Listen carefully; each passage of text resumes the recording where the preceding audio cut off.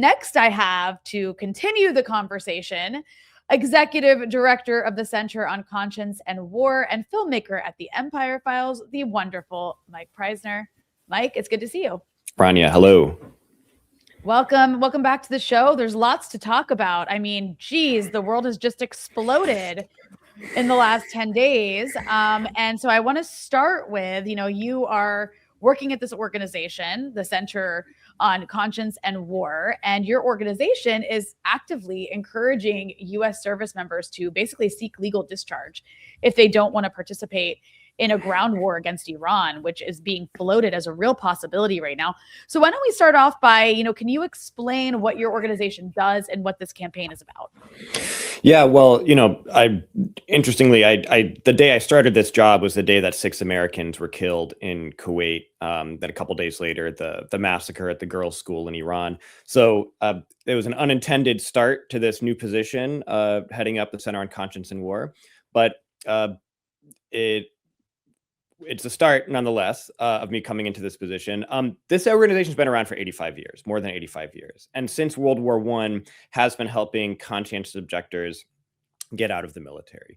Of course, there's a number of amazing counselors that are experts on that. People who have done this for over 40 years, a network of attorneys. I mean, it's a really great, free, anonymous organization where you can get help if you're a member of the military, whether you think you're a CO, whether you've gone AWOL and need help, or the variety of other ways that you can get out of the military. I mean, our basic core mission is that we don't believe that anyone should have to do anything that violates their conscience in the military. And there's a variety of ways that you can exercise that right. And so what we've been doing recently in regards to the Iran war is the same thing that's been done for decades and decades.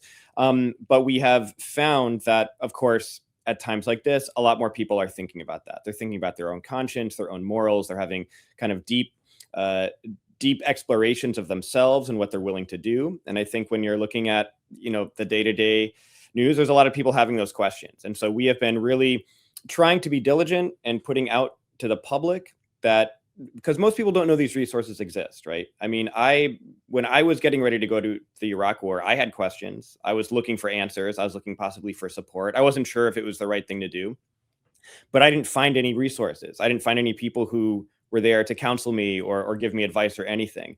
And so we know that right now there are thousands of soldiers and airmen and Marines who are questioning what they're being part of, getting ready to be deployed, not wanting to be part of it, but not knowing that they have any options. And so on the one hand, our job right now is to get the word out there as much as possible that these resources do exist. There are people here who can help you, and then actually managing those cases. And we, from the very beginning of starting an application through going to the actual conscientious objector hearings with service members, we're with people every step of the way. And I just want to put this up on screen, which is a phone number that people can contact. Why don't you, well, I'll leave that up there for now, because you've said that since launching this campaign, your phones have basically been ringing off the hook with calls from soldiers and their families. So tell us what you're hearing from active duty troops right now. What kind of concerns are they expressing? Well, we fielded hundreds of calls just in the past 7 days, or hundreds in less than 7 days for sure. A majority are people who are in the active duty military. I mean, we're talking about people who have guard units and reserve units who are being activated right now to go to the Middle East. Active duty military units who are on standby to go to the Middle East. Also people who don't have imminent deployment orders, but are very worried about them coming. We even worked with someone who thought he was going to get deployed. He filed as a conscientious objector. They tried to send him anyway. They forward deployed him to stage to go to the Middle East. We threatened to file a complaint against his command. They sent him back home, and now he's getting an honorable discharge. So even some of these things are even down to the wire. Like, people are being sent overseas and contact us to get help. I'm also hearing from a lot of families. We're getting a lot of calls from very, as you can imagine, panicked family members, spouses and parents and siblings who are trying to find ways to save their loved ones. It's, of course, there's a lot of options we can provide people, but I would say overall, of course, there's a sector of the military that's pumped about this and is excited to have their war and has some fantasies about what it's going to be like and all of that. Of course, there's a lot of indoctrination in the military to that effect, and it's effective. But you have a lot of people who are seeing what's happening, not only thinking about what it means for themselves, like, do I want to go get blown up in a hotel room in Bahrain or something, but thinking about what it means to wear the uniform and what the U.S. is doing to the people of Iran and the world. And I think that you find a lot of people who have deep moral issues with that, and they're looking for support. Fair enough. And here, I just want to show people the flyer, and I'll do like I'll show another close up of that phone number again. But basically, don't choose your orders over your conscience. It's a really, really great flyer. It's been going viral online. I think at some point your organization was taken off of X by the free speech warrior Elon Musk, but then was reinstated after people were outraged. And one thing that you were warning about when you were talking about the sort of responses you were getting from people is that there are more units being activated for deployments than the public realizes. So can you talk a bit about, because you're getting this sort of influx of phone calls. What are you hearing about troop mobilization and preparation that the public might not be aware of yet? Well, it's really similar to the buildup for the invasion of Iraq, which, I was in the initial invasion. And so I remember the months, the couple months before that, of what it was like to be in the army at that time. The DoD or the DOW is basically doing that right now. I mean, basically everyone's getting ready to go. And officially it's not what you're doing, so I think even up until we got on the plane to Iraq, officially we weren't being told we were going to Iraq. And so I think that there's units are being activated, like guard units, reserve units are being activated, meaning they're being called up. And, like the 82nd Airborne is put on standby. And so what's happening is some things gets out to the public, other things, people will call us to say, I'm in this or that unit. We're getting activated. We're getting ready to deploy. I'll look for it in the news, and there's no mention of it in the news. And so I can't give a number to how much that is happening, but we do know, and when we talk about the potentiality of a ground invasion, it's hard to say whether or not that will happen. But what we do know is they are preparing for that to happen. I mean, they are putting all the pieces in place to do something like that. And that's why we're getting a lot of calls. It's not just, there's of course the number of people who are just seeing themselves in uniform and seeing what they're seeing on the news and not being able to reconcile that with their conscience. But then there's also the very real kind of imminent danger that a lot of them feel that they're in. And, you served at some point in Iraq. You saw what the terrain was, at least in some parts of it. You heard John probably talking at the end of that segment earlier about, Iran is a different story in terms that it really is surrounded by mountains. It's really you can't just walk into Iran. I don't know which country the Americans think they're going to walk into. They can't come through an aircraft carrier. You can't put if you really wanted to invade Iran properly, you need hundreds of thousands of troops, right? What are you going to have them all propel down from helicopters? It doesn't work like that. And so I'm just curious, we've already seen several U.S. soldiers that we know of. I think the number is at 8. You can correct me if I'm wrong, who've already been killed in this war. If the U.S. were to launch a ground invasion, and it's crazy we're even talking about that, but the reality is that Donald Trump is increasingly convinced that's a good idea. How much higher could those casualties get? Well, look, I mean, the U.S. can wage a ground war by landing aircraft. I mean, we invaded Iraq through a mountainous area. Special forces cleared an airfield on the ground and then just landed a bunch of planes. So, it's not impossible that you could do invasions of those types of ways. That's what airborne units are for. They're for jump parachuting in and then making airfields so that planes can land in a country. Here's what we know about the Iraq war and how that relates to Iran now. First of all, in the Iraq war, the war went very badly, if you remember. But that is after pretty much immediately, in the very beginning of the Iraq war, overthrowing the Iraqi state, disbanding its military, and taking control of all its conventional weapons and bases. That was the very first thing that happened in the war. And then the war went on for 10 years and was very devastating for the United States. And so Iran, I imagine if there was a U.S. ground war in Iran, those 3 things would not happen immediately or for a long time. And so look at even just a guerrilla war against the U.S. occupation has proven to be really devastating for the U.S. in more than one country. The real danger of the ground war that I think people should recognize is, I'm not an expert at all in military tactics or strategy or anything like that. But what I do know is the lessons of the past several wars that the U.S. has engaged in, from Iraq to Afghanistan to Vietnam. And that's once you start committing ground troops, any number of ground troops, even if it's a small amount, and you don't immediately succeed, that number of troops just continues to grow.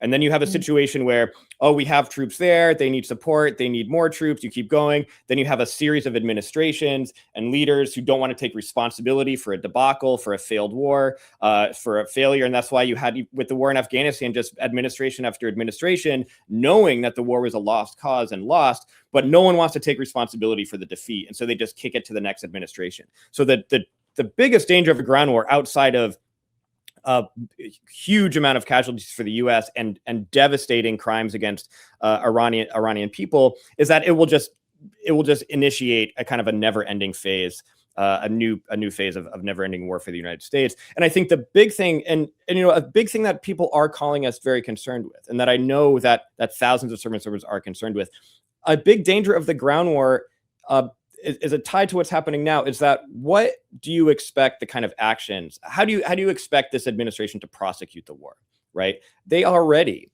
have just done the most egregious crimes. And so a ground war would mean that, they would, and Hegseth is open about this. I mean, they think the Iraq war was too soft. They thought it was too woke. And so soldiers who would be part of a ground war against Iran, or even just fighting from Saudi Arabia and Bahrain and all these other bases, the people that are in charge right now are monsters. They have no regard for human life. In fact, they revel in the killing. They revel in the killing. They revel in the killing of civilians. And that's the kind of thing that you're going to have to have weigh on your conscience for the rest of your life if you're a part of something like that. I mean, even just the bombing of the oil reserves in Iran, and this is the equivalent to dropping a biological chemical weapon on millions and millions of civilians. I mean, it's going to have that kind of impact, that kind of long-term health impact on everyone who's in that city. I mean, it's killing millions of people in a single strike. And no one in the service or in the broader population should expect that anything is going to get better when it comes to regard for human life in Iran. And so those are the real questions people need to be asking themselves right now, is can you take part in, not just a debacle, a stupid, pointless war for some terrible people who are at the top, but one that's just going to be absolutely devastating for people just like us. And before I ask you my next question, I do want to remind everybody to, if you haven't already, make sure you like this stream. Hit the like button, you guys. It helps boost us in the algorithm. Make sure you comment and engage. That helps as well. There's about half the people watching have pressed the like button. So I feel like our audience can do better than that. All right, Mike. So given everything you've said, and what you're hearing, you said that it's that what you're hearing in terms of potential deployment sounds similar to the buildup to 2003. However, I want to ask you about something that sounds very different, because I think, I was not in the military in 2003. You would know this better than me, but the country was in a different space because of 9/11, the way that the Bush administration really led a pretty good PR campaign for the war in Iraq for the year or so that preceded it, and really making it about 9/11. We're in a very different place right now. This war is so unpopular. 1 in 4 Americans think it's a good idea. The other 75% don't. And that's before the US has even tried to put boots on the ground, right? And so on top of that, you have, I think, a different population. I mean, a lot of soldiers who would be deployed would be in their 20s, 30s. This particular subset of people in the US, I would assume this plays out in the military to some degree as well, is less interventionist, doesn't support war as quickly or as much, and just has a more progressive view of the world than people did maybe 20 years ago. So I think the country's in a different place as well. So I guess I'm curious how similar, or maybe I should ask you different, is the mood inside the military now compared to that period in the buildup to the war on Iraq? Yeah. Unfortunately, it's mainly like a Republican Party that supports the war right now. It's something like 85% of registered Republicans support what Trump is doing. Yeah, MAGA are fans too, by the way. I want to point that out because everyone's like, MAGA's anti-war. They are not. But anyways, go ahead. Maybe 10% of them. You bring up an important point. I mean, the buildup to the Iraq war, the U.S. government spent over a year conditioning people to think using the trauma and fear of 9/11, which was a real mass thing that was felt among people in the United States, from a president that had a skyrocket approval rating. I mean, what was Bush's approval rating like in the 90s or something like that? It was very, very high after 9/11. But the conditioning was there is going to be another attack in the United States, and it's going to be with the weapon of mass destruction. It's going to be with a nuclear, biological, or chemical weapon launched from Iraq. That was the story.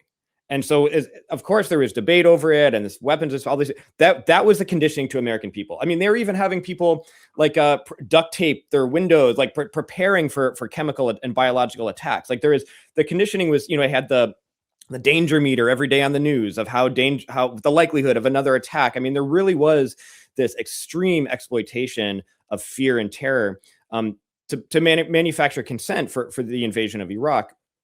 So they did a lot of very deliberate things that lasted a long time and launched the war when there was, a lot of support for the war. I mean, most Americans supported the war when that war started. Compare that to the conditioning for the Iran war.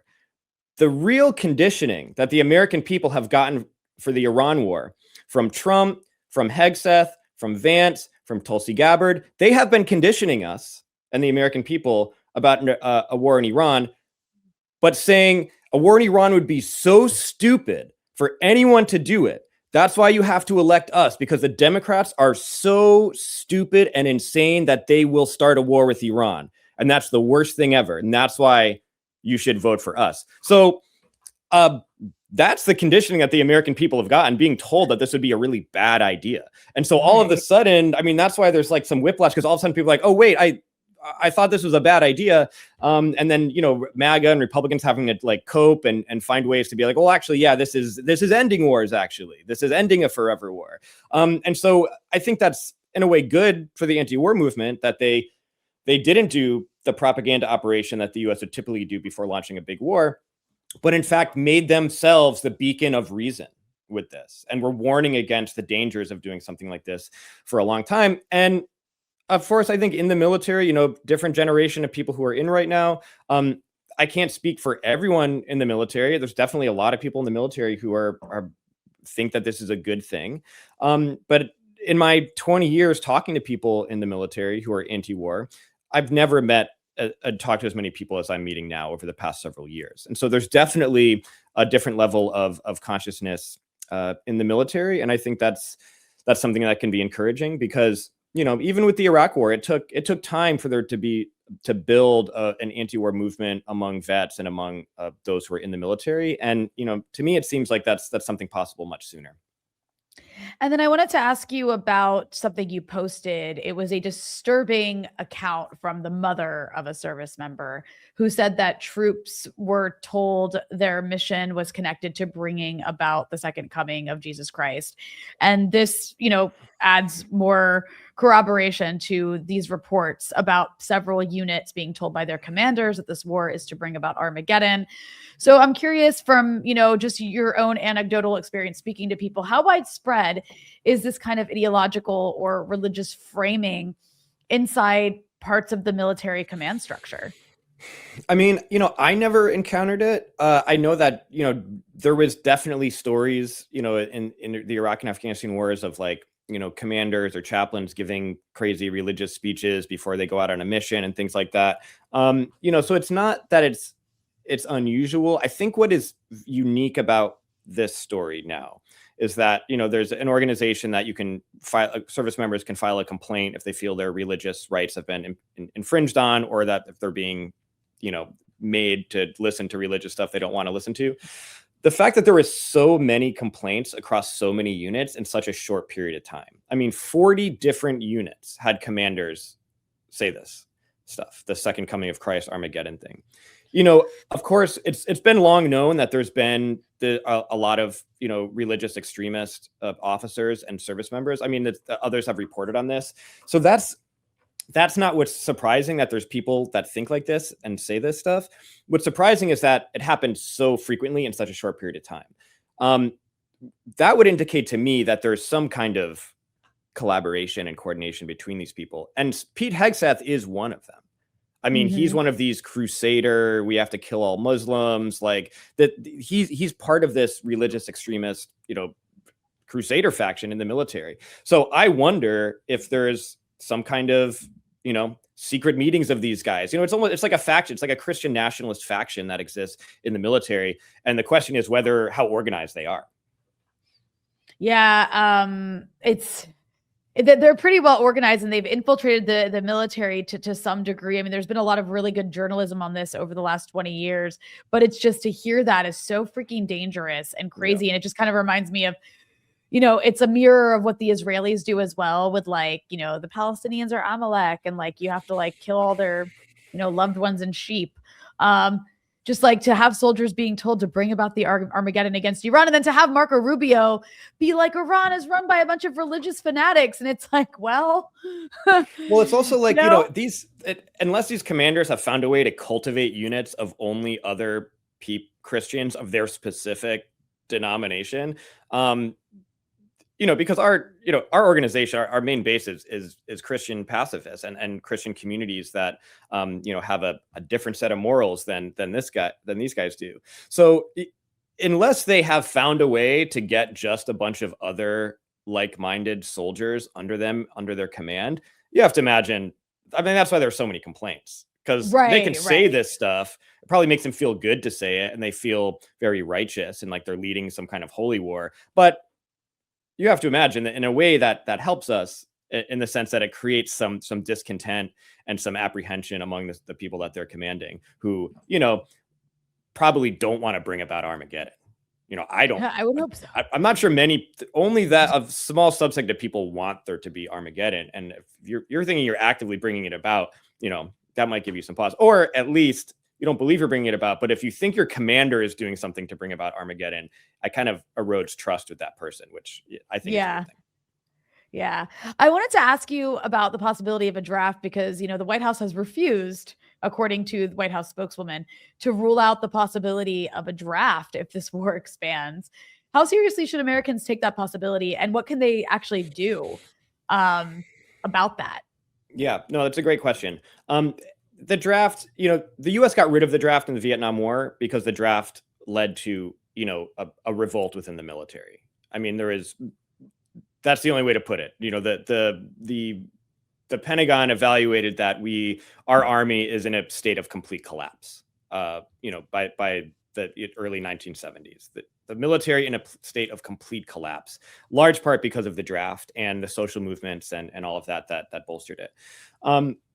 So they've avoided a draft since Vietnam because, the soldiers almost overthrew the Pentagon. But nobody should think that a draft is impossible.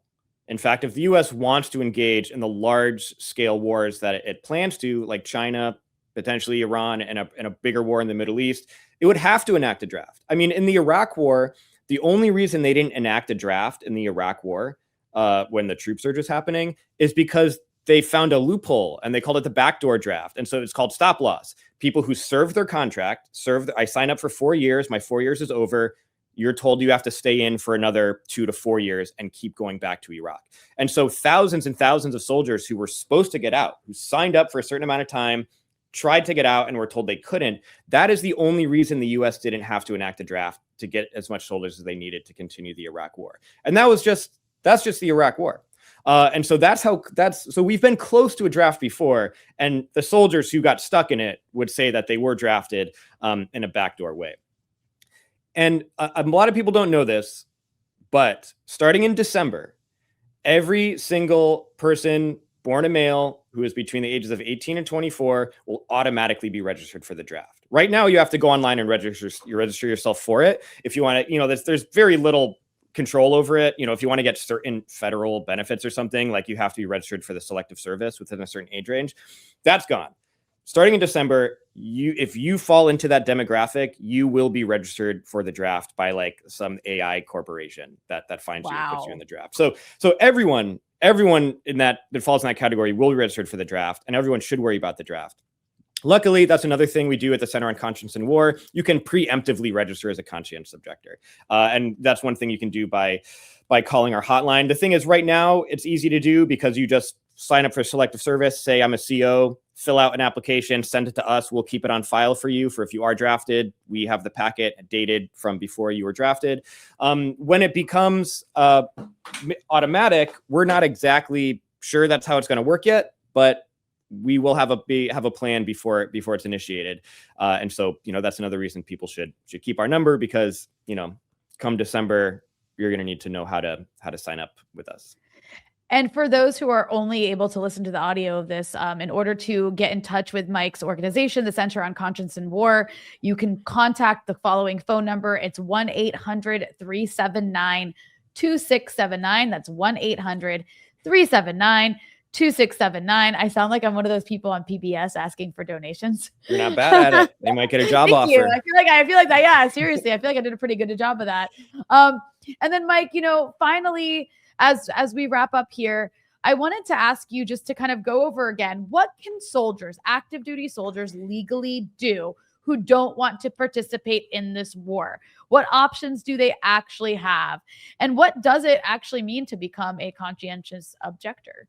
Sure. Well, a conscientious objector is someone with a firm, fixed, and sincere belief that does not allow them to participate in war. Since 1970, when it was challenged at the Supreme Court, it was ruled that this does not have to be religious. Traditionally, this was a religious belief. Since 1970, non-religious moral beliefs apply. And so you don't have to be a person of faith. If you are, that is great also. But basically what it means is that you file a packet, some paperwork. You have to answer some questions. That's something that done with a counselor is not hard to do. And then once you submit your conscientious objector packet to your command, before they even investigate it, before they give you a hearing, before they make a decision, as soon as that packet is dropped, your command is obligated to accommodate your beliefs. Meaning that if you have a deployment order coming up, you drop a CO packet, the day after you find out, they are not supposed to deploy you. And if they try to deploy you, we have ways to fight them to make sure that they don't. So that's just one, that's just one option. And it's one that's really effective. I mean, the military typically approves conscientious objector packets when the person is sincere about their moral beliefs. And of course, there's this caveat that you can't be just opposed to a particular war. You have to be opposed to all war. But a lot of times we find that a particular war, it is what the trigger is. It is what the crystallizing moment is that causes people to have those deep explorations of themselves and what they're capable of doing and who they are as a person. And so nobody should be discouraged by the fact that it's the Iran war now that's making me think about these things. For example, during the Gaza war was a trigger for a lot of people who became conscientious objectors because they were thinking about, do I have to directly participate in? Do I have to help fly aircraft that are going to deliver weapons to the Israeli government? And they weren't filing a CO because they were opposed to, I just don't want to participate in this. That was the trigger that made them understand, I can't be a part of any of this. I can't wear this uniform. I cannot have peace as long as I am a part of this military machine. That is what qualifies you as a conscientious objector. And we have counselors that will walk you through that entire process and be there for you every step of the way. There are other avenues for people right now. So if people think they might be a CO or they're not a CO, but they are really not, think that they've made the wrong decision by joining the military and definitely don't want to go to Iran. If you're within your first, and this is what we got suspended for on Twitter, just informing people that if you are within 365, your first year of service, your first 365 days, which is probably 230,000 service members. There's a lot of service members who fall in this category. If you're in your first year, you're considered entry level still, which means that if you begin reporting that you have a failure to adapt, I am not adapting, the military is not for me, I'm not adapting, your commander should initiate something called this entry level discharge, a failure to adapt entry level discharge. And so that is a I wouldn't say it's a loophole, but that's something that most people are not aware of, right? They're not aware that if you're within your first year, it's a lot easier to get out than it is filing a conscientious objector packet. And there's other avenues for people to get out. But I will say too that even if there are no more legal avenues available to you, I mean, there's a lot of people in the Iraq war who went AWOL, right, because they didn't want to deploy.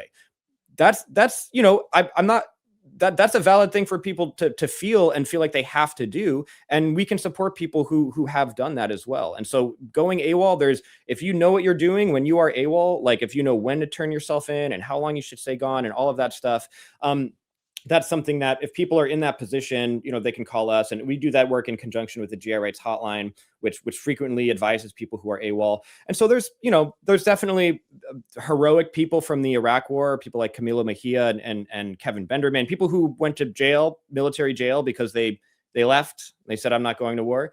And there's support for people like that also, but also you don't have to go that far. There's also routes that you can take that, can keep you out of jail, but still there's support for you. No, and that's also important. And I want to put this number up again. You could, if you're interested in what Mike is talking about, and you want to know more, and especially if you're in the military, you can call 1-800-379-2679. That's 1-800-379-2679 to get more information about how all of this works. And Mike, if you get out as a CO, that's an honorable discharge. You keep your benefits. And so of course, there's a lot of fear among people of, what if it's going to destroy their life and things like that. If you're approved as a CO, you're honorable discharge. You're just like it's like you serve the rest of your contract. Okay. That's important to know. And also, it's just like, don't be a pawn and this insane war for empire that's just destroying an entire region of the world. I'm speaking to you from that region of the world. Yeah. It's literally on fire. Tehran is literally on fire. No, look, filing as a CO is intimidating. Things other people do to get out of going. Those things can be scary. But in my experience, talking to people who have done those things, who have gotten out of CO, people who have gone AWOL, even people who went to jail because they didn't want to go, I think I've heard from every single one of those people that all of that was better than having gone. We want to provide people the best options to be able to do that. But speaking from my own experience, I wish I had never gone to the Iraq War. I wish I knew that these kind of things existed and that I could have done what was right then, rather than having to learn the hard way. And so I would say anyone who's questioning right now should know that questioning is not going to get any better once you deploy overseas. Yeah. If you're already having misgivings about what's happening, that is not going to be improved by you going overseas, be it in Iran on the ground or in the Middle East and neighboring countries in the Gulf, or staying stateside and supporting that operation in some other way. Well, Mike Prysner, Executive Director of the Center on Conscience and War, and of course, filmmaker at Empire Files. I want to thank you so much for coming on to break all of this down. And I'm sure we're going to have a lot more conversations very, very soon, because I don't think this war is going anywhere. All right. Thanks so much for joining us.